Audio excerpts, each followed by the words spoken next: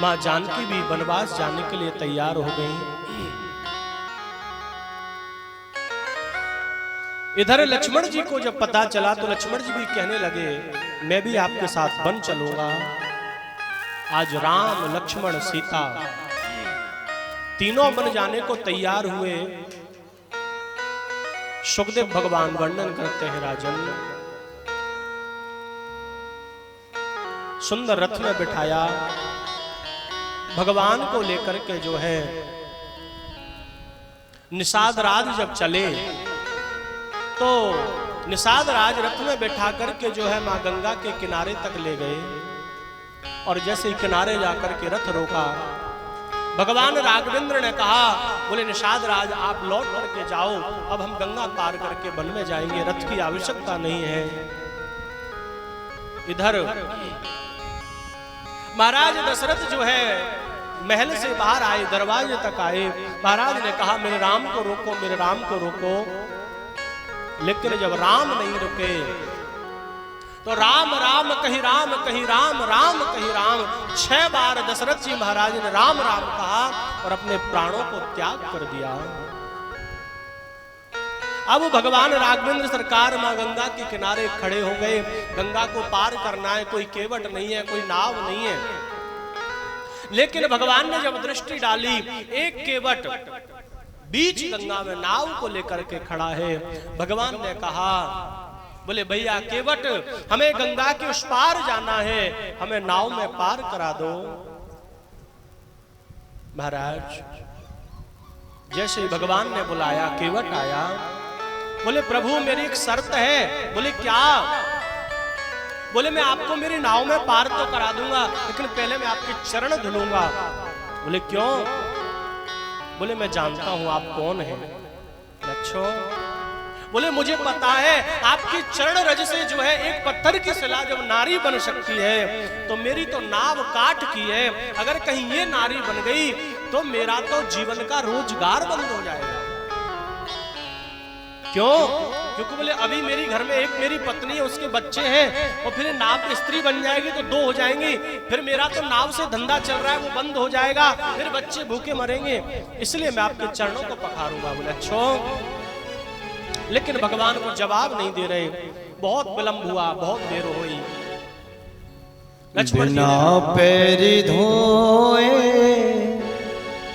चढ़ाऊं न नैया, पैर धुला करके आना पड़ेगा। बिना पैर धोए चढ़ाऊं न नैया, पैर धुला करके आना पड़ेगा। बिना पैर धोए चढ़ाऊं न नैया, पैर धुला करके आना पड़ेगा। पैर धुला करके आना पड़ेगा। पैर धुला करके आना पड़ेगा। पैर धुला करके आना पड़ेगा। पैर धुला करके आना पड़ेगा। ये बदन मेरा आपको निभाना पड़ेगा। बिना पैर धोए चढ़ाऊं न नैया, पैर धुला करके आना पड़ेगा। बिना पैर धोए चढ़ाऊं न नैया, बिना पैर धोए चढ़ाऊं न नैया, पैर धुला करके आना पड़ेगा। महाराज आज जब बार बार केवट ने आग्रह किया, भगवान ने कुछ नहीं कहा, तो केवट ने कहा बोले मुझे एक बात बताओ, आपको पार जाना है कि नहीं? भगवान ने सिर हिला दिया, बोले जाना है। तो बोले जाना है तो चरण धुलाओ, कुछ भी कर लो मैं बिना चरण धुले नहीं बैठाऊंगा। जब और देर हुई तो केवट ने कहा, बोले प्रभु एक उपाय है दूसरा, कहो तो बताऊं। बोले बताओ। बोले आप नीचे चले जाओ और नीचे आप बिना नाव के गंगा पार हो जाओगे। बोले क्यों? बोले वहां पर थोड़ा सा पानी कम है, जिसको हम देसी भाषा में बोलते हैं थाग। था बोलते हैं कि नहीं, थाग आ जाती है तो बोले ऐसे ही निकल जाते हैं। तो भगवान ने कहा, बोले चलो हमको छोड़ के आओ। बोले ना। बोले क्यों? बोले अभी इस दिन में। बोले नहीं। क्यों? बोले अभी तो मेरी रोजी रोटी का सवाल है, धंधे का सवाल है। अगर कहीं मैंने तुमको उस थाग से पार करवा दिया और किसी और ने देख लिया तो मेरी नाव में कौन चढ़ेगा? फिर सब ऐसे ही पार हो जाएंगे। प्रेम से बोलो राधे राधे। राम जी ने कहा, बोले भैया अब रात्रि का समय नहीं है कि हम रात्रि तक इंतजार कर रहे हैं, हमको तो गंगा अभी पार करनी है। तो बोले चरण धुला। राम जी ने कहा ठीक है। बोले धुल लो। ये नहीं कहा कि धो, बोले धुलो, खूब धुलो। अब जो धुले का नाम लिया उसने अपनी घरवाली को आवाज लगाई, बोले जल्दी आओ, खटवतिया लाओ और बोले सुंदर जल का लोटा लाओ, मुझे मेरे राम के चरण पखारने हैं। बच्चों को बुलाया, पत्नी को बुलाया, एक बार चरण पखारे, महाराज स्वयं पी गया, दूसरी बार पखारे, पत्नी बच्चों को पिला दिया। फिर कहता है, बोले अभी तीसरी बार पखारूंगा। भगवान बोले वो क्यों? बोले मैं तर गया, मेरी घरवाली तर गई, मेरे बच्चे तर गए, लेकिन मेरे पितर नहीं तरे हैं। तीसरी बार चरण धुले हैं और चरण धुल के भगवान के चरणों के चरणामृत से आज उस केवट ने अपने पितरों के लिए जो है तर्पण किया है, उसके पितरों का भी उद्धार हो गया। और महाराज भगवान को नाव में बिठा करके आगे गंगा पार कराई। अब भगवान के पास कुछ है नहीं देने के लिए, केवट भी संकोच में है, लेकिन मां जानकी ने मन से जो उत्पन्न हुई थी मुद्रिका, उस मुद्रिका को उतार करके दिया। बोले इसको दे दो, लेकिन केवट नहीं लेता है। केवट कहता है, बोले यहाँ मैंने आपको पार कराया, जब मैं आपके यहाँ हूं आप मुझे पार कर देना, हिसाब बराबर हो जाएगा। भगवान राघवेंद्र सरकार चले गए अंदर जंगल में जाकर के। महाराज चित्रकूट में रुके। इधर भरत जी को पता चला। सुखदेव भगवान कहते हैं भरत लौट करके आए, मां कैकेयी को खूब उल्टा सीधा कहा। समस्त अवधवासियों को लेकर के भगवान राघवेंद्र को मनाने के लिए भरत गए हैं। भरत को देखा, लक्ष्मण ने धनुष उठा लिया, लेकिन भरत जाकर के चरणों में गिर गए। तो भगवान ने भरत को गले से लगाया। भरत ने कहा भैया आपको चलना पड़ेगा। राम जी ने कहा, बोले भैया मैं लौट करके नहीं आ सकता, मात्र 14 वर्ष की बात है, मैं 14 वर्ष का वनवास काट के आऊंगा। भरत ने कहा मैं गद्दी पे नहीं बैठ सकता, मुझे अपनी चरण पादुका दे दो। भरत भगवान की चरण पादुका लेकर के अवध आए, अवध सिंहासन पर रख दी और स्वयं जाकर के नंदी ग्राम में जमीन में 10 हाथ गड्ढा खोदा, उसमें कुसा की आसन बिछाई और उसमें रहने लगे। मेरी मां राम जी चले गए, लक्ष्मण जी चले गए, भरत जी नंदी ग्राम गए। अब अवध को कौन संभाले, अयोध्या वासियों को कौन संभाले? अब रहे शत्रुघ्न लाल। शत्रुघ्न जी ने अवध की बागडोर संभाली। गौशाला में जाते हैं, गायों को समझाते हैं, घुड़शाला में जाते हैं, घोड़न को समझाते हैं, अवध में जाते हैं, अवध वासियों को समझाते हैं। मेरी मां कथा कहती है 14 वर्ष तक अवध में ना किसी का जन्म हुआ, ना किसी का मरण हुआ, ना किसी का विवाह हुआ। अवधवासी जैसे के तैसे बैठे हैं। भगवान कुटिया से भजन करने के लिए जब निकले, इधर जो रावण है उसने मामा मारीच को भेजा। मारीच जो है स्वर्ण मृग बनकर के कुटिया के सामने विचरण करने लगा। मां जानकी ने देखा तो मोहित हो गई। राम जी ने उस मृग का पीछा किया, बहुत दूर ले गया। जैसे ही राम जी का बाण लगा, जोर से चिल्लाया, हाय लक्ष्मण हाय सीते, हाय लक्ष्मण हाय सीते, मुझे बचाओ। मां जानकी कुटिया से निकल करके आई। मां जानकी ने कहा, बोले भैया लक्ष्मण जाओ, तुम्हारे भैया जो है कष्ट में है। लक्ष्मण ने बहुत समझाया, बोले मां मेरे भाई को कुछ नहीं हो सकता।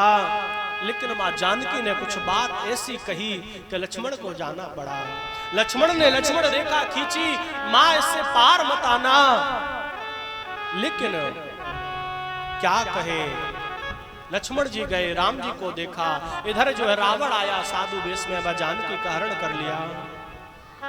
भगवान राघवेंद्र लौट करके आए, मां जानकी नहीं मिली। हाँ जानकी, हाँ सीते, बहुत पुकारा, लेकिन जब नहीं मिली आगे चले। मां सबरी के आश्रम गए, सबरी के झूठे बेर खाए।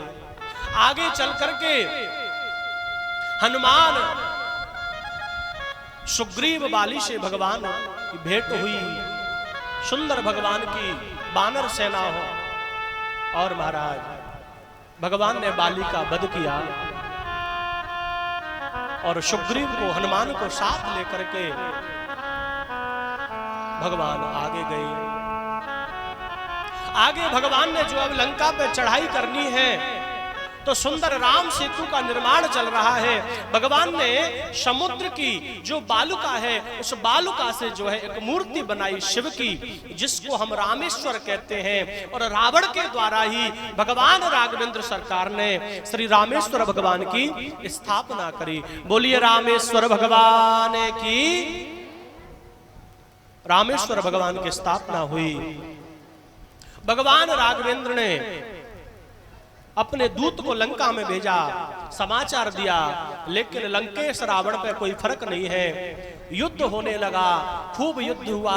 मेघनाथ कुंभकर्ण का वध हुआ, लक्ष्मण को शक्ति लगी। हनुमान जी सजीवन बूटी लाए, शेषनाग की फांस लगी राम लक्ष्मण को महाराज। लेकिन अंत में भगवान ने रावण का वध करके और जो है विभीषण को साथ लिया, विभीषण को राज्य अभिषेक दे दिया। विभीषण को राजा बना करके भगवान ने हनुमान से कहा, बोले जाओ जाओ जाओ, भरत को जाकर के समाचार दे दो, कहीं हम तनिक भी लेट हो गए तो मेरा भरत प्राण त्याग देगा। भरत को जाकर के कह दो तुम्हारे भाई लौट करके आ रहे हैं। हनुमान जी ने जाकर के समाचार दिया। भरत ने अवध वासियों से कहा, बोले मेरे प्रभु आ रहे हैं, हमारे राम आ रहे हैं, अवध को सजाओ।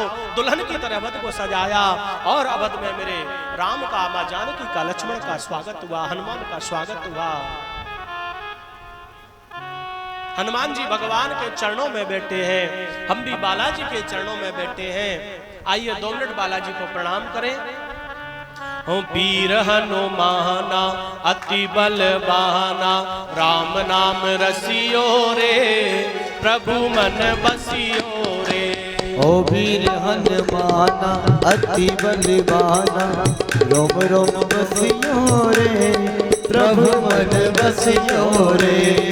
वीर हनुमाना अति बलवाना, राम नाम रसियो रे, प्रभु मन बसियो रे। ओ वीर हनुमाना अति बलवाना, राम राम रटियो रे, प्रभु मन बसियो रे। जो कोई आवे अर्जी लगावे, जो कोई आवे अर्जी लगावे, जो कोई आवे अर्जी लगावे, जो कोई आवे अर्जी लगावे। अर्जी सुनियो रे, प्रभु मन बसियो रे। अर्जी सुनियो रे, प्रभु मन बसियो रे। वीर हनुमाना अति बलवाना, वीर नाम रसियो रे, प्रभु मन बसियो रे। ओ वीर नाम रटियो रे, प्रभु मन बसियो रे। राम राम रटियो रे, प्रभु मन बसियो रे। बोलिए श्री बालाजी महाराज की जय। सुंदर भगवान अपने अवध में आए, अवध वासियों ने खूब उत्सव मनाया, भगवान का राज्य अभिषेक हुआ। अब सुखदेव भगवान कहते हैं, राजन समय बहुत हो गया, भगवान राघवेंद्र सरकार अपनी लीला को करके और हनुमान जी को यहीं पर छोड़ करके अवध वासियों को सरजू नदी के माध्यम से अपने बैकुंठ धाम को ले गए। इधर राम कथा को हम यहीं पर प्रणाम करते हैं और कृष्ण कथा में प्रवेश करते हैं। भगवान सुखदेव कहते हैं, राजन बहुत ही सुंदर कथा है। मथुरा के राजा हैं उग्रसेन महाराज, और मथुरा में वसुदेव जी भी रहते हैं। वसुदेव जी की 7 पत्नियां हैं। गौरवी, रोहिणी, भद्रा, मदिरालोचना, यदा देवकी प्रमुखा आसन पत्न्या आनकदुंदुभे। महाराज, जो वसुदेव जी की 7 पत्नियां हैं, उनमें से जो सबसे छोटी है वो है देवकी। सुखदेव भगवान ने मात्र 2 मिनट में कृष्ण कथा सुनाई, आप सब भी सुने। महाराज, देवकी के 6 पुत्रों को कंस ने मारा। 7वें गर्भ में बलराम जी आए, मां रोहिणी के गर्भ में गए, और 8वें स्वयं कृष्ण भगवान आए। गोकुल गए, नंदगांव गए, वृंदावन गए, वृंदावन से मथुरा आए, मथुरा में कंस मारो, गुरुकुल गए, द्वारका गए, और लीला करके भगवान चले गए। प्रेम से बोलो राधे राधे। महाराज, अब इतना कहकर के सुखदेव भगवान मौन हो गए। अब राजा परीक्षित सोचने लगे, बोले कि 7 दिन की कथा है और 4 दिन में पूरी हो गई। बोले ऐसे कैसे हो गई? बोले चलो कोई बात नहीं, राम कथा जितनी सुनाई उतनी अच्छी, लेकिन कृष्ण कथा इतनी छोटी। सुखदेव भगवान ने कहा, बोले राजन 4 दिन हो गए, कुछ जलपान कर लो, भोजन कर लो। राजा परीक्षित ने बहुत सुंदर जवाब दिया। बोले गुरुदेव, मैं अभिमान नहीं करता, लेकिन जो आपके मुख से अमृतमयी वाणी को जो मैं सुन रहा हूं, उससे ना मुझे भूख लग रही है ना प्यास लग रही है। प्रभु, मेरी तो एक ही प्रार्थना है कि आपने जैसे मुझे राम कथा सुनाई, ऐसे कृष्ण कथा भी विस्तार से सुनाओ। भगवान सुखदेव ने कहा, बोले राजन, हम तुम जैसा जो है श्रोता पा करके आज धन्य हो गए। तो भगवान सुखदेव ने राजा परीक्षित को अब कृष्ण कथा सुनाई। बोले राजन, जब जब जो है अधर्म बढ़ता है, तब धर्म की पुनः स्थापना के लिए मेरे भगवान को अवतार लेना पड़ता है। आज जो है कंस का अत्याचार मथुरा में इतना बढ़ गया, संत ब्राह्मणों को दंड देता है, यज्ञ नहीं करने देता है, तो सब भयभीत हो गए। लेकिन उसने विचार किया, बोले मेरी चचेरी बहन है जिसका नाम है देवकी, और वसुदेव मेरे मित्र हैं, क्यों ना मैं देवकी का विवाह वसुदेव के साथ कर दूं, तो मुझे लोग थोड़ी अच्छी बातें कहेंगे। विचार तो अच्छे हैं, लेकिन भगवान की लीला को कोई नहीं समझता। जैसे ही कंस ने देवकी का विवाह वसुदेव से किया, वसुदेव और देवकी को रथ में बिठा करके कंस विदा करने जा रहा था कि बीच में महाराज आकाशवाणी हो गई।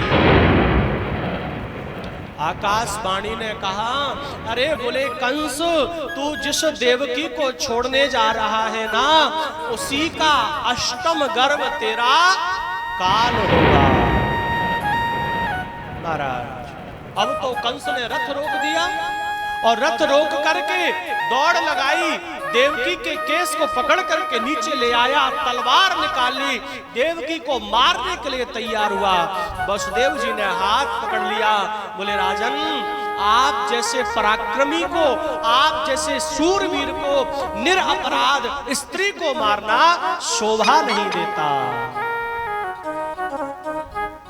अरे बोले वसुदेव, तुमने सुना नहीं अभी अभी आकाशवाणी ने क्या कहा? बोले महाराज, आकाशवाणी ने यही तो कहा कि इसका 8वां गर्भ तुम्हारा काल होगा। देवकी तो तुम्हारी काल नहीं है ना, आप इसको क्यों मारना चाहते हो?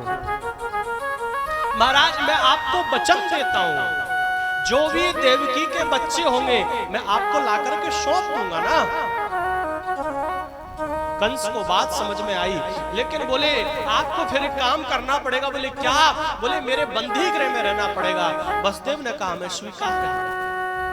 और महाराज कंस ने ले जा करके वसुदेव देवकी को कारागृह में डाल दिया, हथकड़ी बेड़ियां लगा दी। लेकिन जब धीरे धीरे समय व्यतीत हुआ, आज देवकी के यहां प्रथम पुत्र का जन्म हुआ, तो जो है कंस उसको मारने के लिए जब आया तो उसका वध कर दिया कंस ने। एक एक करके 5 पुत्रों को मार दिया, 6वें पुत्र को भी मार दिया। अब 7वें पुत्र के गर्भ में भगवान शेष अवतार बलराम जी आए, तो भगवान ने सोचा कहीं ऐसा ना हो कि दाऊ दादा कंस मामा का उद्धार पहले ही कर दे। बोले क्या करें? बोले हमारी एक और पत्नी है जिनका नाम है रोहिणी, बोले वो यशोदानंद के पास है नंदगांव में, तो बोले देवकी के गर्भ का बालक रोहिणी के गर्भ में शिफ्ट कर दो। प्रेम से बोलो राधे राधे। योग माया को आदेश दिया, योग माया ने एक गर्भ को दूसरी जगह स्थापना कर दी। अब 8वें गर्भ में भगवान श्री कृष्ण स्वयं आएंगे, तो आकर के जो है देवता विधाता ब्रह्मा इंद्र सब ने आकर के भगवान की गर्भ स्तुति करी। स्वागतम कृष्णा सुस्वागतम कृष्णा, स्वागतम कृष्णा सुस्वागतम कृष्णा, स्वागतम कृष्णा सुस्वागतम कृष्णा, स्वागतम सुस्वागतम स्वागतम कृष्णा, स्वागतम सुस्वागतम स्वागतम कृष्णा, स्वागतम सुस्वागतम स्वागतम कृष्णा, स्वागतम सुस्वागतम स्वागतम कृष्णा, स्वागतम कृष्णा, शरणागतम कृष्णा, स्वागतम कृष्णा, शरणागतम कृष्णा, कृष्णा स्वागतम कृष्णा, शरणागतम कृष्णा, शरणागतम कृष्णा, शरणागतम कृष्णा। सत्यव्रतम सत्य परम त्रिसत्यम सत्यस्य योनिम निहतम च सत्ये। महाराज देवताओं ने कहा, बोले हे भगवान आप सत्य हो, आप सदैव सत्य पर रहते हो। और महाराज गर्भ स्तुति करके देवता चले गए।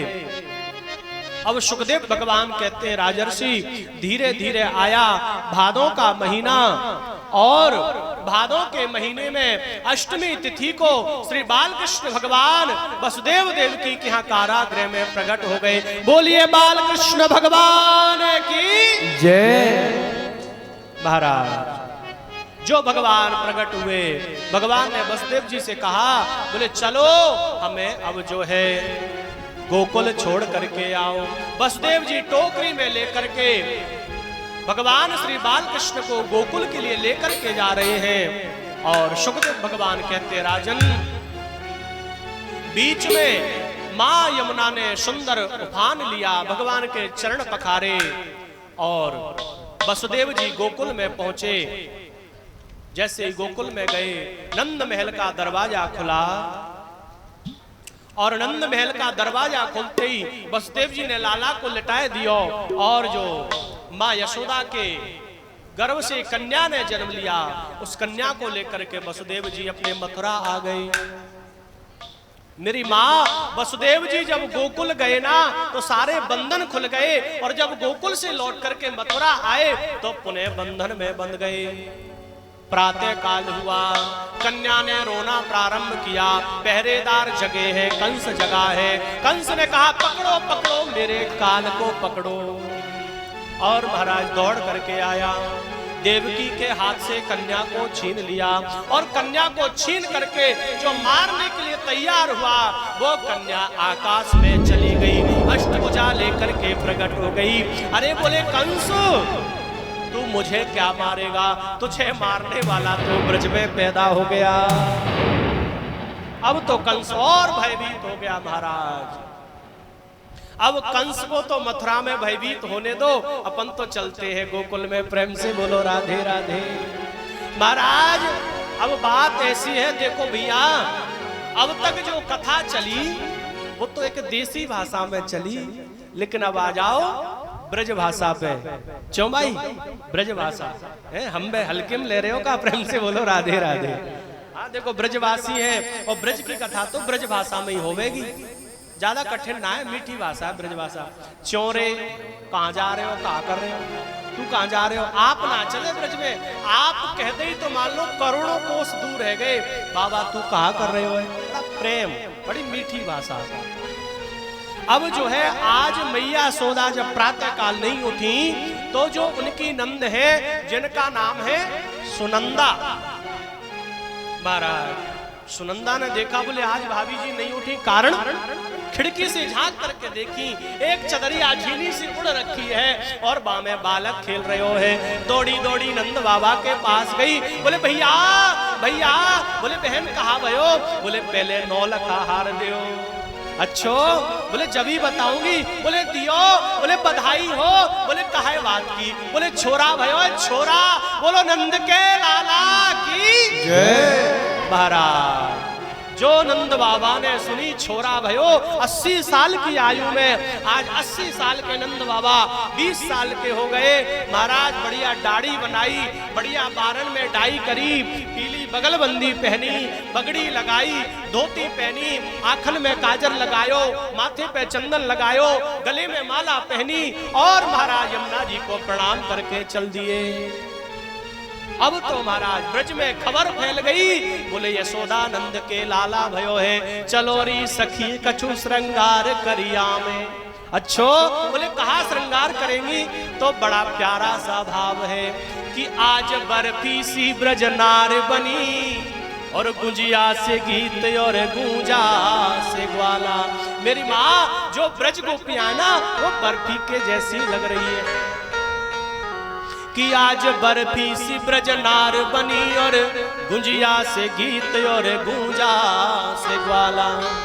अरे पेड़ा से प्यारे बने बलदेव जी, रस खीर सिरोहिणी रूप रसाला। और बोले नंद महीप बने नमकीन, गोकुल गोप सब गरम मसाला।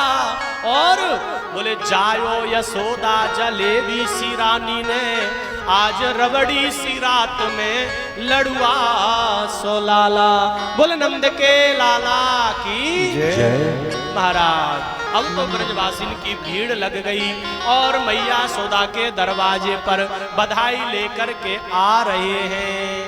आप सब भी देखो प्रेम से भगवान का दर्शन कर रहे हैं और भगवान के दर्शन करते आप रहेंगे। आपको अपनी जगह पर उठने की आवश्यकता नहीं है, आप बीच में से थोड़ी थोड़ी जगह दे दो और जो है भगवान आप सबके पास आएंगे। जो भी आपको भगवान के चरणों में अर्पित करना है आप अपनी जगह से ही कर दें। क्यों जी, ठीक रहेगा? हाँ, इसलिए अपनी अपनी जगह दे दो और भगवान का खूब दर्शन प्रणाम करो, बधाई गाते हुए सब बड़े बड़े भाव से। हाँ जी, बोलिए नंद के लाला की जय।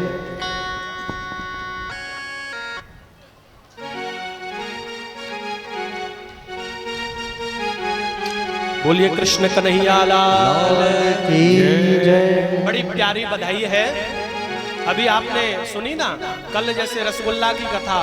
हाँ, तो रसगुल्ला, लड़ुआ, बर्फी, मेवा सब बट रहे हैं। बाबा नंद जो है खूब लुटा रहे हैं। आप भी लूटोगे, पहले खूब लाला के दर्शन कर लो। हरि चायो यशोदा जी ने लल्ला, क्या हरि चायो यशोदा जी ने लल्ला, मोहल्ला में हल्ला सो मच गयो। जायो यशोदा जी ने लल्ला, मोहल्ला में हल्ला